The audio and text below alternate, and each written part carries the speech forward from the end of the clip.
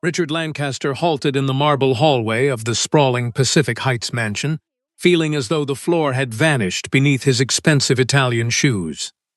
He had entered through the side door to avoid the staff, his suitcase still in hand, his dark shirt wrinkled from the cross-country flight between New York and San Francisco, and his face drawn from 3 sleepless nights. He had intended to surprise Anna, perhaps find her resting in their room, and apologize for his excessively long absence, but his mother's voice sliced through the slightly open door of the main drawing room like a sharpened blade. "If this child is born in this house, I personally guarantee he will never carry the Lancaster name," Eleanor said with a venomous calm that Richard recognized from ruthless corporate boardrooms, but never from their domestic life. From inside, Anna replied softly, yet with an unbreakable firmness, telling Eleanor that she could remove her name from the door, but she could never tear her child away. His mother let out a dry, dismissive laugh, questioning if the child was merely the best-planned strike their family had ever suffered, prompting Anna's voice to tremble momentarily as she insisted she had never asked Richard for a single dime. Eleanor slammed something hard onto the glass coffee table, accusing Anna of waiting for a much larger payout, causing Richard to grip his suitcase handle until his knuckles turned entirely white. The drawing room, usually a magnificent space boasting sweeping views of the Golden Gate Bridge bathed in the golden light of the late afternoon, suddenly felt smaller than a prison cell.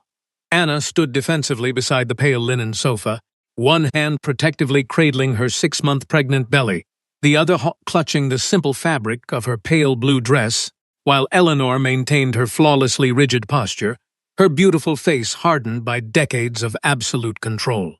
On the center table lay an opened envelope, a heavily marked legal document, and a solid silver pen placed deliberately like a loaded weapon. Eleanor ordered her to sign it immediately, promising a sum large enough for Anna to disappear with dignity and spare the family a public scandal.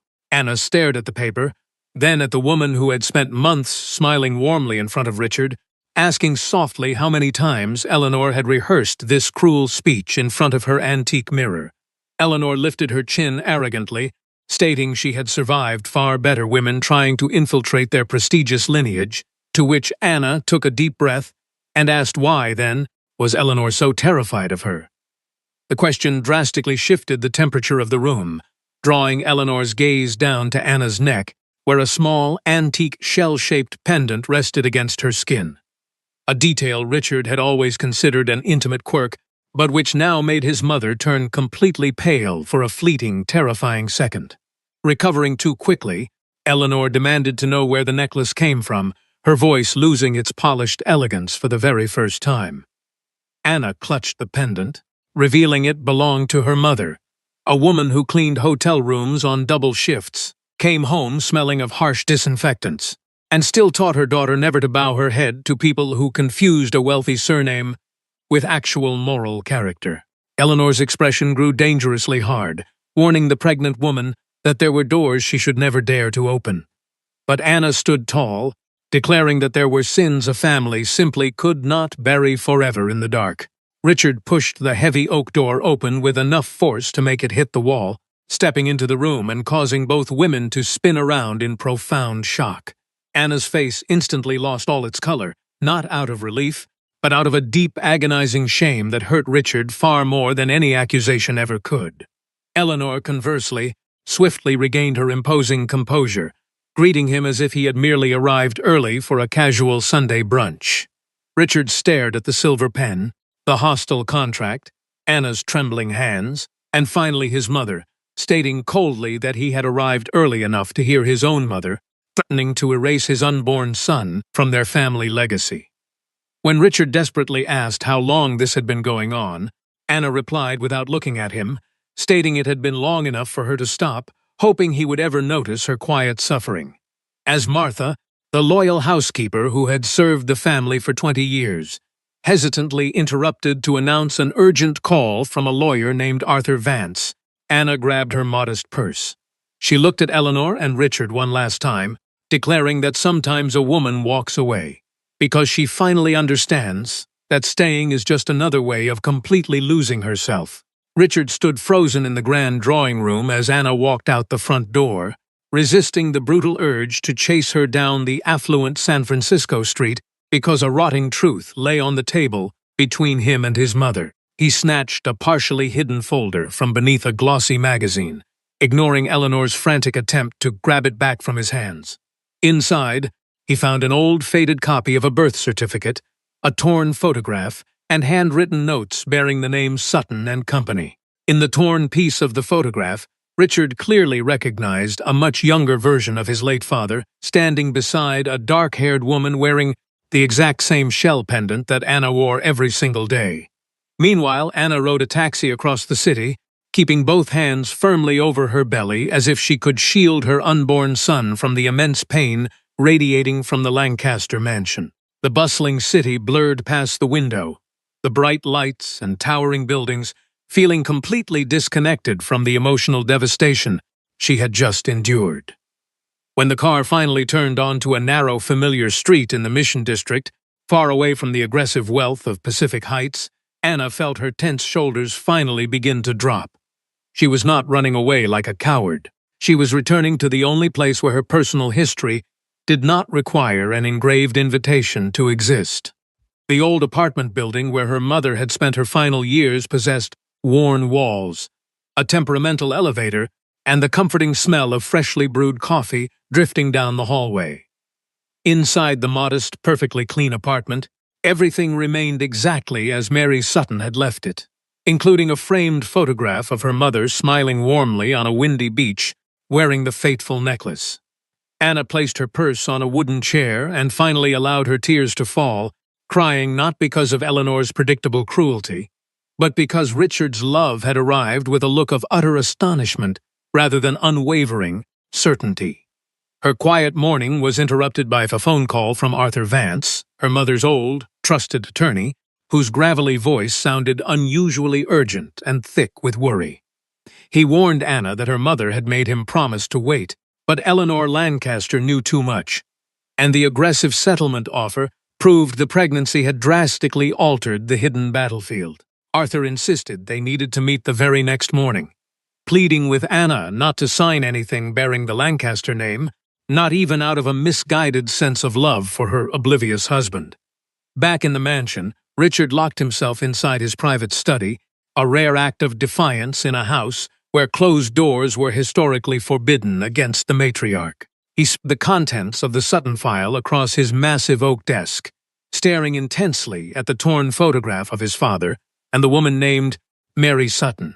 When Eleanor barged in, demanding he stop digging into the past of an opportunistic woman, Richard stood up, his eyes burning with a newly discovered, chilling coldness. He flatly accused his mother of spending months calling his wife a gold digger while secretly hoarding a hidden archive of her mother's erased history. Deep in the middle of the night, unable to find sleep on the small sofa, Anna finally broke the seal on a hidden letter her mother had left behind for her. Mary Sutton's delicate handwriting explained that she had loved an impossible man, but her greatest mistake was trusting people who preached about honor while ruthlessly trading human lives in closed boardrooms. The letter revealed that the Sutton family had lost their beloved coastal hotel in Monterey under immense, cruel pressure, and begged Anna never to let anyone convince her that being born far from power meant being born entirely without rights. The next morning, Richard was already standing on the chilly sidewalk outside Anna's building, having spent the entire night agonizing over his profound failure to protect the woman he loved. When Anna emerged, clutching her purse tightly with her mother's documents safely tucked inside, he stepped forward, offering no excuses, only a desperate desire to accompany her to the lawyer's office. Anna opened the taxi door and warned him in a steady, unbroken voice that if he got into the car, he would hear things that would absolutely destroy his carefully curated version of his family's legacy. The ride to the downtown financial district passed in a heavy, suffocating silence, as Richard noticed the small details of Anna's exhaustion that his previous busy life had completely ignored. Upon arriving at Arthur Vance's modest office, the white-haired attorney evaluated Richard with a piercing gaze, refusing to extend his hand in greeting. Arthur opened a thick, worn binder and stated plainly that in this particular room, The Lancaster fortune and surname spoke much softer than the undeniable weight of historical documents and buried injustices.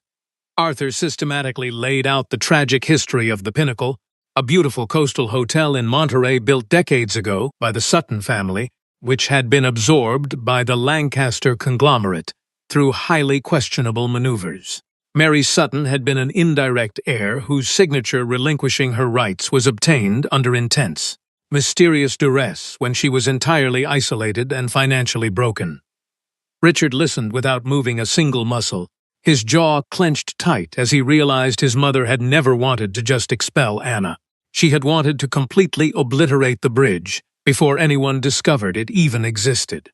By the late afternoon, before Arthur could formally notify the Lancaster corporate board, an anonymous, highly damaging tip began circulating rapidly across San Francisco's elite digital gossip columns. It spoke vaguely but clearly of a young, pregnant wife abandoning a billionaire's mansion, demanding a luxurious penthouse, and using her unborn child as leverage to extract millions of dollars from a prestigious family. Anna read the toxic notifications on her phone while sitting quietly in a small corner cafe, instantly recognizing Eleanor's signature method of destroying an enemy's reputation without leaving a single identifiable fingerprint. Richard received the same alerts moments later from his panicked public relations advisors, his face instantly hardening into a mask of pure, unadulterated fury as he reached for his phone to declare war. However, Anna gently placed her hand over his, stopping him from making an explosive call, realizing that Eleanor actively wanted him to appear out of control to validate her twisted narrative. Instead of retreating into the shadows, Anna put her phone away and stated with absolute clarity that she was done letting other people narrate the story of who she was. Leaving Richard at the cafe, Anna returned to the lawyer's office to record a simple, unedited video statement against a plain, unassuming white wall, devoid of any professional lighting or dramatic makeup. Looking directly into the lens, she firmly denied asking for a single penny, stated she would not be silenced by non-disclosure agreements, and demanded respect for her mother, Mary Sutton. She explicitly warned that her unborn child would never be used as a strategic weapon by any wealthy dynasty, sending a shockwave that no highly paid corporate crisis manager could ever hope to contain. The honest, raw video spread with astonishing speed, completely eclipsing the planted gossip as everyday women and former hospitality workers recognized the all-too-familiar, polite violence of the extremely wealthy. The name Mary Sutton suddenly resurfaced across internet forums, with retired maids and elderly bellhops sharing fond memories of the kind woman who had been bullied out of her own heritage. This collective outpouring of memory terrified the Lancaster executives far more than any lawsuit, because while documents could easily be tied up in court for decades, massive public memory was utterly uncontrollable. Richard, driven by a desperate need to understand the past, drove down the scenic coastline to Monterey, stopping at the currently boarded-up administrative building of the Pinnacle Hotel. There he encountered Mr. Jenkins, an elderly caretaker hired to watch the property, who fondly remembered Mary Sutton not as a calculating threat, but as a genuinely good woman who belonged with the hard-working staff. When the old man nervously mentioned the dark rumors of Mary being a legitimate heir who was made to disappear in tears, Richard felt a profound, suffocating shame for the lives his family had casually destroyed. That evening, Richard found Anna resting on a park bench overlooking the dark, restless ocean in Monterey, her face stripped of the heavy armor she wore in the presence of aggressive lawyers. Before they could bridge the emotional chasm between them, a sleek black car pulled up, and Penelope Vaughn, a notorious society columnist allied with Eleanor, jumped out alongside a flashing camera. Penelope began shouting invasive, loaded questions about a financial settlement and Anna's supposed scheme to steal a piece of the upcoming lucrative hotel renovation project. Richard immediately stepped forward, his voice a lethal whisper as he ordered the photographer to shut the camera off, but Anna gently touched his arm, refusing to hide behind his wealth. She faced the blinding flash directly, declaring that anyone wishing to discuss her character should examine their own conscience first, effectively neutralizing Penelope's ambush with breathtaking grace. When the car finally sped away, Richard sat quietly beside his exhausted wife, confessing that he was finally ready to stop trusting the convenient lies he had been spoon-fed since childhood. The following morning, Arthur Vance received a highly unexpected, encrypted message from Andrew Sterling, an elderly, deeply conflicted board member of the Lancaster Enterprise who requested a highly secretive meeting. They arranged to meet in a dimly lit, completely empty lounge of an obscure boutique hotel in the city.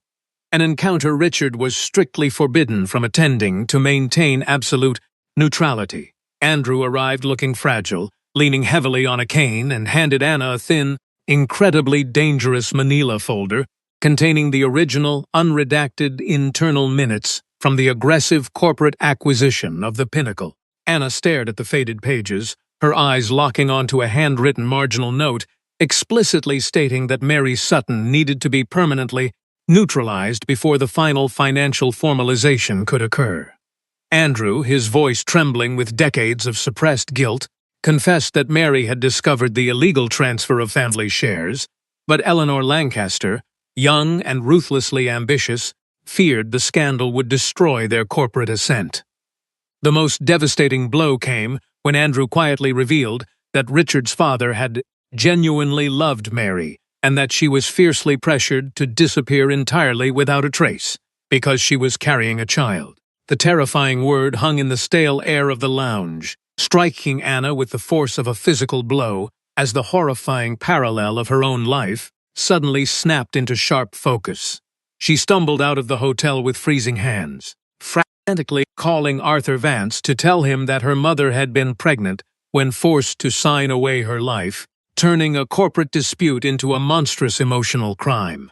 When Richard heard the news, the sickening realization that his mother was merely repeating a successful, decades-old strategy to erase another pregnant woman from their bloodline completely shattered his remaining loyalty. Refusing to let history repeat itself in the shadows, Richard forcefully summoned an emergency, mandatory board meeting in Monterey, demanding the presence of external auditors, corporate lawyers, and Arthur Vance. Eleanor called her son just hours before the gathering, her voice dropping to a dangerous, venomous hiss, warning him that if he opened this door, he might discover his beloved wife was actually his own half-sister. The cruel, calculated lie failed to destroy Richard. Instead, he calmly replied that the real problem was never Anna, but Eleanor's pathetic inability to win a war against a woman who never even wanted to fight. The extraordinary board meeting convened in a humid, oppressive conference room located just a few blocks away from the boarded-up facade of the Pinnacle Hotel, very site of the original sin. Anna sat bravely at the main table wearing a simple, light-colored dress and her mother's shell pendant proudly displayed, projecting a profound serenity that absolutely no one in the room could mistake for weakness. Eleanor arrived deliberately late, peeling off her fine leather gloves and arrogantly asking if corporate governance had now been replaced by cheap emotional theater orchestrated by an unstable hormonal girl. Before Richard could launch a fierce defense, Anna calmly advised her mother-in-law to update her tired script, reminding the room that a pregnant woman was more than capable of reading fraudulent contracts. Arthur Vance proceeded to distribute the explosive, undeniable copies of the unredacted meeting minutes, the suspicious financial transfers, and the handwritten notes detailing the systematic, brutal neutralization of Mary Sutton. The final, crushing blow arrived when Andrew Sterling slowly walked through the side door, defying Eleanor's reign of terror, to publicly testify that they had all known exactly what they were doing to an innocent woman. Trapped by undeniable proof and the sudden, overwhelming mutiny of her oldest ally, Eleanor sprang from her leather chair, her impeccable elegance shattering into a desperate, sharp-edged fury as she tried to justify her actions. She claimed she was the only one holding the fragile family together, while Richard's father recklessly endangered their empire over a naive, pathetic woman who made everyone feel immensely guilty for their wealth. Anna stared at her without a single ounce of pity, stating clearly that Eleanor had chosen to ruthlessly crush a pregnant woman, instead of fighting the men who oppressed her, and had foolishly attempted the exact same trick twice. The board, deeply terrified of the catastrophic legal and public relations fallout, swiftly voted to formally suspend Eleanor Lancaster from any decisions regarding the massive coastal redevelopment project pending a full, independent audit. Richard leaned across the heavy mahogany table, looking directly into the eyes of the woman who had raised him, declaring that if their empire's value relied on a buried injustice, it was already entirely worthless. Eleanor signed the necessary suspension documents with a violently trembling hand, bitterly promising Richard he would deeply regret this day, before walking out of the room completely utterly alone, her reign of terror finally over. When the heavy boardroom doors finally closed, and the executives quickly scattered, Richard remained standing perfectly still by the large glass window, staring blankly out at the churning waters of the Monterey Bay.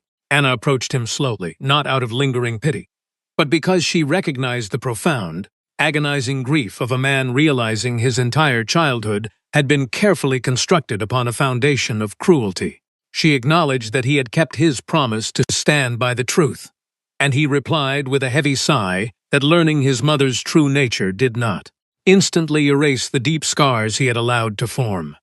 Stepping out of the building, they were instantly met by a chaotic swarm of flashing cameras and shouting reporters, alerted by someone likely still fiercely loyal to Eleanor's crumbling regime.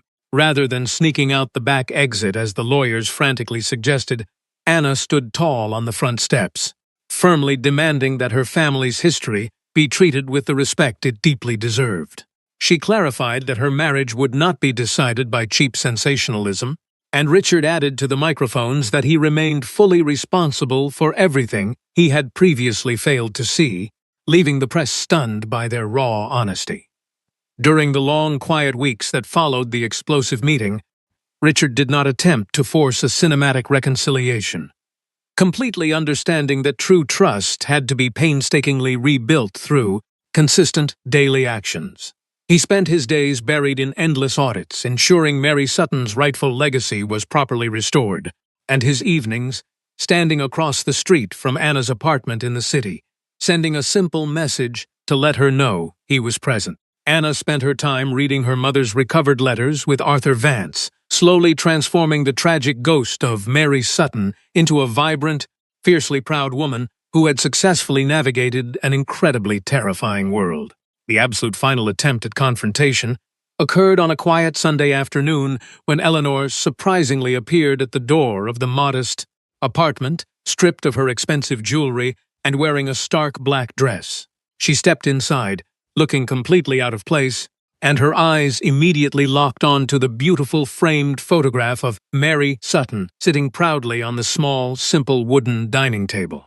Eleanor confessed in a fragile, trembling voice that she had spent decades paralyzed by the terrifying thought that she was entirely replaceable, hating Mary simply because she possessed a quiet dignity that millions of dollars could never buy. Anna listened to the broken woman, feeling a complicated, exhausting mixture of profound sorrow and lingering anger, acknowledging that Eleanor's deep personal pain completely explained her cruel path, but absolutely did not erase the footprints she left behind. Richard arrived breathless, tipped off by a worried Martha, and froze in the doorway, fully expecting to find a screaming match, but instead found a heavy, transformative silence hanging between his wife and his mother. Eleanor reached into her designer bag, produced a signed, legally binding document, officially removing herself from all family trusts and business operations, and quietly walked out, finally taking responsibility for the devastation she had caused. The independent audit concluded shortly after, establishing a massive, fully funded educational trust in the name of Sutton and Company, dedicated specifically to providing scholarships and professional training for working-class youth in the hospitality sector.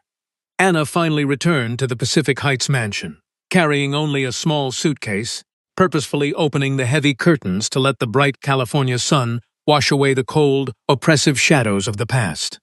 She set new, unbreakable rules for their shared life, declaring that nobody would ever again use the concept of family love as an excuse to exert control, an agreement Richard accepted with profound, tearful gratitude. Their son was born in the very early hours of a fiercely stormy Tuesday morning, quiet San Francisco hospital, arriving not amidst a chaotic corporate scandal, but surrounded by a hard-won, beautiful peace. Richard held Anna's hand tightly through every agonizing hour of labor, constantly whispering that he was exactly where he needed to be, keeping the sacred promise he had made to never arrive late again. When the healthy baby boy finally let out his first loud cry, Anna named him Thomas Mary Lancaster, proudly giving him a second name that carried the immense, undeniable strength of a woman who utterly refused to be erased. Hours later, Eleanor hesitantly appeared at the doorway of the hospital room, asking for explicit permission before taking a single step closer to the bed, a miraculously respectful gesture from a formerly tyrannical woman. She looked down at the tiny, sleeping infant wrapped in a soft blanket, her eyes filling with genuine tears, and softly whispered a gentle welcome to Thomas, conspicuously omitting the heavy burden of the Lancaster surname. It was a quiet, almost invisible victory that signaled the end of a generational curse, proving that even the hardest hearts could eventually learn to surrender to the simple, uncomplicated miracle of new life. 5 years after the magnificent reopening of the Pinnacle in Monterey, the sprawling property was no longer just a playground for the incredibly wealthy, but a thriving, vibrant hub of genuine opportunity and rich culinary history. Anna walked through the grand, sunlit lobby holding the tiny, endlessly curious hand of her son, Thomas, while Richard followed closely behind, carrying a stack of architectural plans and the boy's forgotten jacket. Stopping in front of a beautiful, dedicated memorial wall, the young boy pointed a tiny finger at a stunning black-and-white portrait of a woman wearing a familiar shell necklace, asking if that was the grandmother he never got to meet. Anna knelt down to his eye level, gently touching the wooden frame, and explained that Grandmother Mary had left behind a powerful story so that Thomas would never have to feel small in front of anyone. The day marked the official inauguration of the newly expanded scholarship wing, an event Anna had meticulously organized to avoid cheap red carpets, insisting instead on a humble gathering of students, dedicated teachers, and proud local workers. The atmosphere was charged with a rare, authentic joy, completely devoid of the usual suffocating corporate tension, proving that true legacy was built on lifting people up rather than systematically tearing them down. Just before the ceremony began, Eleanor arrived via a quiet side entrance, her demeanor remarkably softer than in her ruling years, carrying a small, intricately carved wooden box in her slightly trembling hands. She approached Anna cautiously, offering the box not as a grand, manipulative gift, but as a deeply personal surrender of the final piece of the past she had desperately hoarded. Inside the box lay Mary Sutton's original, faded employee identification badge from decades ago, a small piece of plastic and paper that Eleanor tearfully admitted she had kept out of a pathetic, cowardly need for absolute control. Anna accepted the badge with profound grace, feeling the last remaining chain of the old Lancaster cruelty simply dissolve into the salty ocean breeze drifting through the open lobby doors. Stepping up to the simple wooden podium, she delivered a breathtaking, unscripted speech, declaring that the building had once taught an elegant lie, but would now serve as a beacon of truth and unyielding dignity for generations.